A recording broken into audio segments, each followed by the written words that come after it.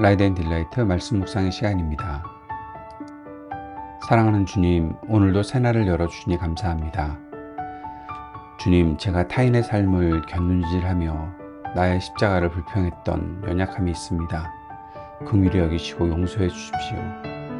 너는 나를 따라라 말씀하신 주님의 음성에 순종하며 나와 이웃을 비교하는 어리석음을 버리고 묵묵히 주님의 길을 따르게 하옵소서. 세상에 다 담을 수 없는 주님의 무한하신 은혜를 찬양합니다. 이제 우리의 삶이 예수님의 사랑과 흔적을 써내려가는 살아있는 복음서가 되게 해 주옵소서. 예수님 이름으로 기도드립니다. 아멘. 오늘은 요한복음 마지막 부분 21장 20절에서 25절까지 말씀을 함께 읽고 묵상하겠습니다. 요한복음 21장 20절에서 25절까지의 말씀입니다. 베드로가 돌아보니 예수께서 사랑하시던 제자가 따라오고 있었다. 이 제자는 마지막 만찬 때에 예수의 가슴에 기대어서 주님을 넘겨줄 자가 누구입니까? 하고 물었던 사람이다. 베드로가 이 제자를 보고서 예수께 물었다. 주님, 이 사람은 어떻게 되겠습니까? 예수께서 말씀하셨다. 내가 올 때까지 그가 살아있기를 내가 바란다고 한들 그것이 너와 무슨 상관이 있느냐? 너는 나를 따라라. 이 말씀이 믿는 사람들 사이에 퍼져나가서 그 제자는 죽지 않을 것이라고들 하였지만 예수께서는 그가 죽지 않을 것이라고 말씀하신 것이 아니라 내가 올 때까지 그가 살아있기를 내가 바란다고 한들 그것이 너와 무슨 상관이 있느냐 하고 말씀하신 것뿐이다. 이 모든 일을 증언하고 또 이 사실을 기록한 사람이 바로 이 제자이다. 우리는 그의 증언이 참되다는 것을 알고 있다.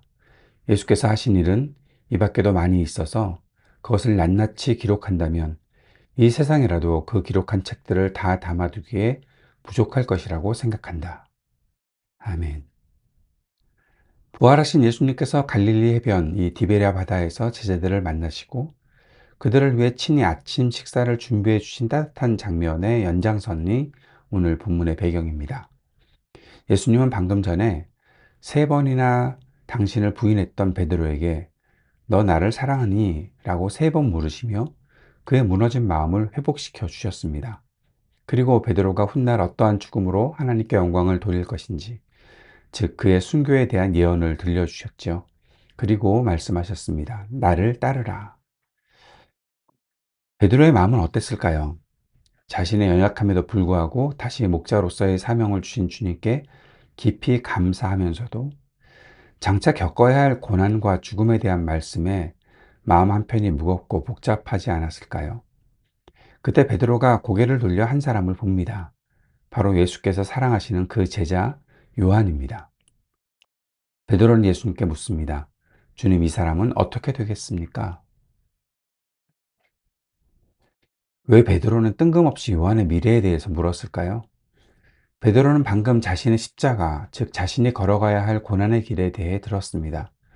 그 엄중한 사명의 무게를 느끼는 순간 그의 시선은 주님이 아닌 타인을 향했습니다. 나와 가장 가까운 동료, 나와 경쟁하기도 했고 늘 주님의 품에 의지해 있던 저 요한은 과연 어떤 길을 걷게 될까? 나만 이렇게 힘들고 고통스러운 길을 가야 하는 것인가? 아니면 저 사람도 나와 같은 무게의 십자가를 지는 것인가? 이 베드로의 질문 속에는 지극히 인간적인 우리의 본성이 숨어 있지 않습니까?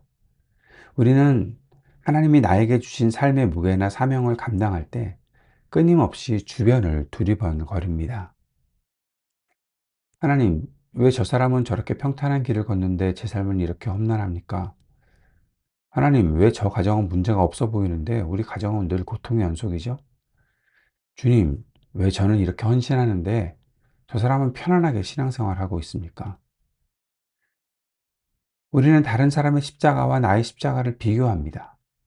타인의 은혜의 크기와 나의 은혜의 크기를 저울질하죠. 하지만 묵상해 보십시오. 다른 사람의 삶을 곁눈질하는 순간 우리 마음에 찾아오는 것은 두 가지뿐입니다. 교만해지거나 아니면 비참해지거나. 비교의식은 하나님께서 우리 각자에게 주신 고유한 은혜와 부르심을 갉아먹는 독이라고 생각합니다. 베드로는 예수님의 시선을 마주하는 대신에 요한의 뒷모습을 보고 말았던 것입니다. 베드로의 질문에 예수님은 단호하게 대답하십니다.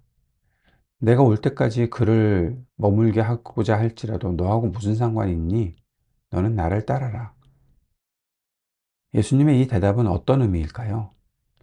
어쩌면 퉁명스러운 책망처럼 들릴 수도 있지만 사실 이것은 영적인 자유를 향한 강력한 초대가 아닐까 저는 그렇게 생각합니다. 예수님은 말씀하시는 거죠. 베드로야, 요한의 길은 요한의 길이고 너의 길은 너의 길이야. 내가 그를 어떻게 이끌든 그것은 나와 그 사람 사이의 일이지 네가 신경 쓸 일이 아니잖아. 너의 유일한 사명은 너의 시선을 나에게 고정하고 나를 따르는 것이야. 주님은 우리에게도 동일하게 말씀하십니다. 너에게 무슨 상관이냐? 너는 나를 따라라.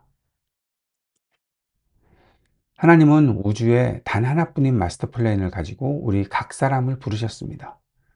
어떤 사람에게는 베드로처럼 폭풍우 치는 바다를 걷고 십자가를 지는 험난한 사명을 주시기도 하고, 또 어떤 사람에게는 요한처럼 오래도록 살아남아서 말씀을 기록하고 교회를 돌보고 깊은 묵상 속에 거하는 조용한 사명도 주시죠.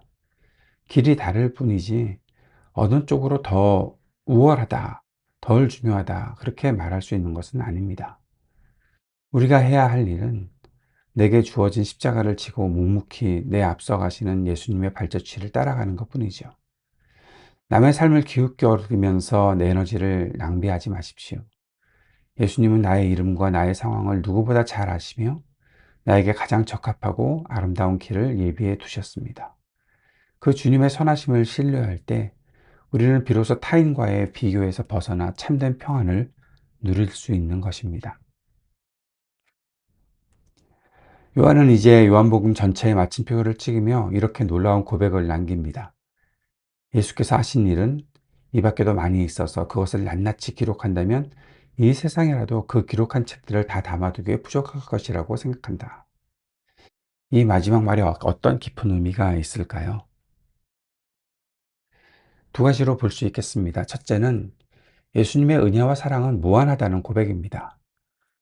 요한은 예수님 곁에서 그분이 행하신 수많은 기적, 눈물, 가르침, 그리고 십자가와 부활을 가장 가까이에서 목격했습니다.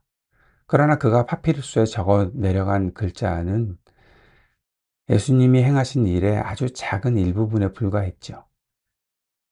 찬송가 가사에도 나오지만 바다를 먹물 삼고 하늘을 두루마리 삼아도 그 크신 하나님의 사랑과 예수님의 행하심을 다 기록할 수 없다.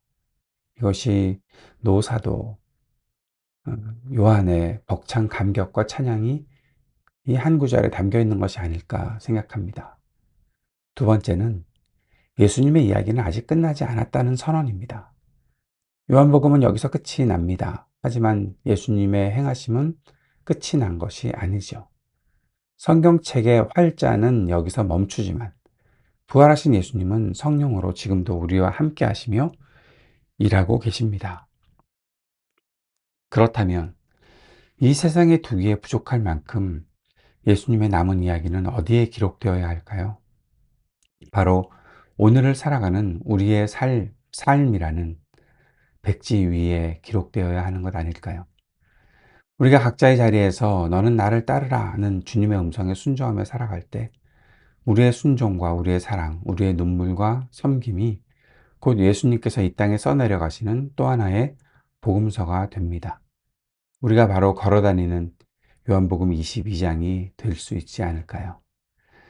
혹시 지금 다른 사람의 삶을 보면서 부러워하거나 혹시 나의 십자가가 너무 무겁다며 억울해하고 계시진 않습니까? 주님, 저 사람 어떻게 됩니까? 라고 묻고 있는 우리의 고개를 돌려서 다시 예수님의 눈을 바라볼 수 있기를 바랍니다. 그것이 너에게 무슨 상관이냐? 너는 나를 따르라. 이 사랑의 음성에 귀 기울이시길 바랍니다. 타인의, 타인을 향한 비교의 시선을 거두고 나를 위해 십자가를 지신 예수님, 나를 위해 아침을 준비하시고 나를 회복시키시는 예수님께만 시선을 고정합시다. 세상에 다 담을 수 없는 그 크신 은혜가 오늘 우리의 삶 가운데 머물기를, 그리고 우리의 삶이 주님의 살아있는 이야기를 써내려가는 거룩한 종이가 될 수 있기를 바랍니다. 주님께서 가르쳐 주신 기도 함께 드리겠습니다. 하늘에 계신 우리 아버지, 아버지의 이름을 거룩하게 하시며 아버지의 나라가 오게 하시며 아버지의 뜻이 하늘에서와 같이 땅에서도 이루어지게 하소서. 오늘 우리에게 일용할 양식을 주시고 우리가 우리에게 잘못한 사람을 용서하여 준 것 같이 우리 죄를 용서하여 주시고 우리를 시험에 빠지지 않게 하시고 악에서 구하소서. 나라와 권능과 영광이 영원히 아버지의 것입니다.